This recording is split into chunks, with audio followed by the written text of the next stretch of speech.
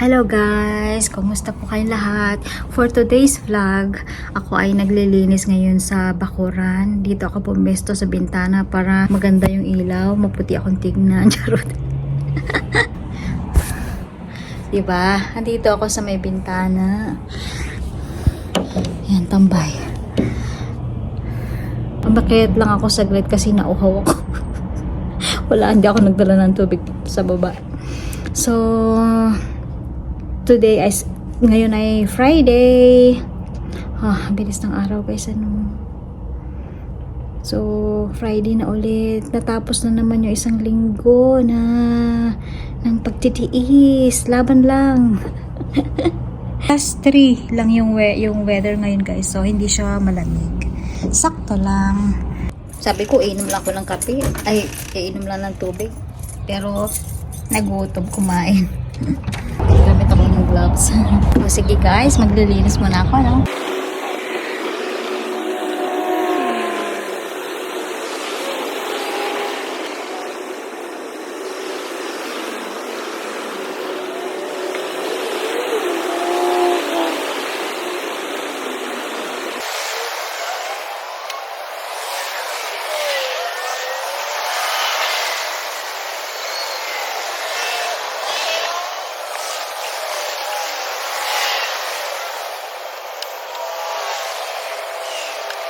Wow!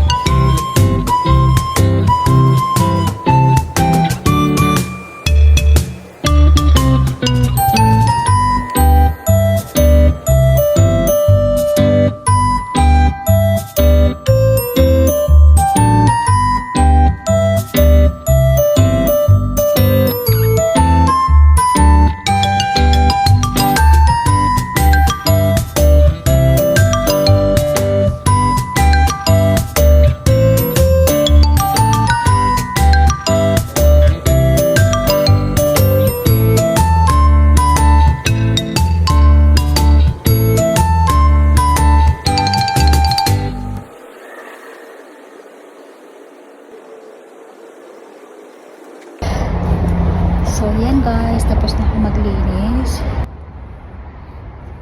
Ito pala guys yung mga pinagtaniman ko ng mga may gulay ako dati nung summer. Nag-try akong magtanim ng patatas.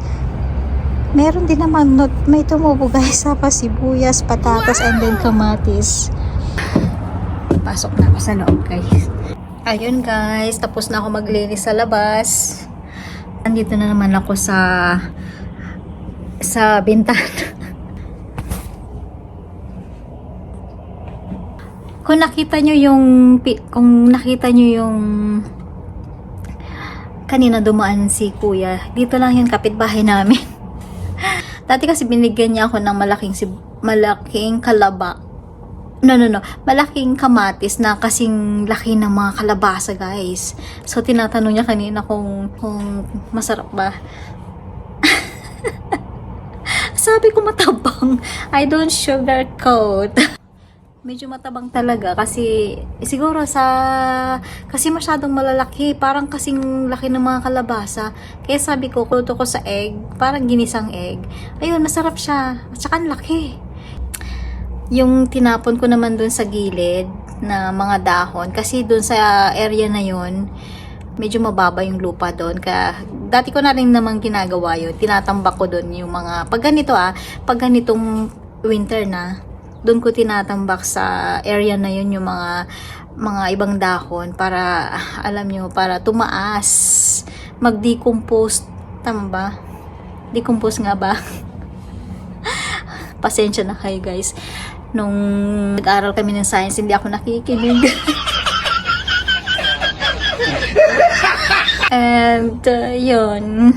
Ganun ang ginagawa ko. Mula nung nag-stay kami dito sa na to, nangingialam. Pakialamera kasi itong lola nyo, guys. Pinapakialaman ko yung mga bakuran ni Manong, yung may-ari dito. So, yung mga medyo malalalim doon na lupa, nilalagyan ko sila ng ganun nga, yung mga dahon para pagka ganitong winter, matatabunan ng stove, tapos mabubulok yung dahon. Basta, pataba na rin sa lupa. Tapos, ano pa ba? Yun, yung mga halaman, yung mga pinagtaniman ko dati ng mga patatas, kamatis, tsaka yun lang naman yung gulay ko dati. Tsaka dati nga, meron din pala akong, nung summer nagtanim, siyempre alam niyo naman guys, love natin ang paghahalaman talaga, ang gardening, garden yung lola. Nasapat lang naman sila. Ay, mapapakita ko sa inyo yung pinagtaniman ko dati. Labas tayo.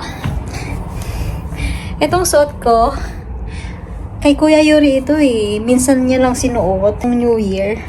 Eh, ayaw niya nang suotin. Kaya, alam niyo na, ako ang tagapagmana.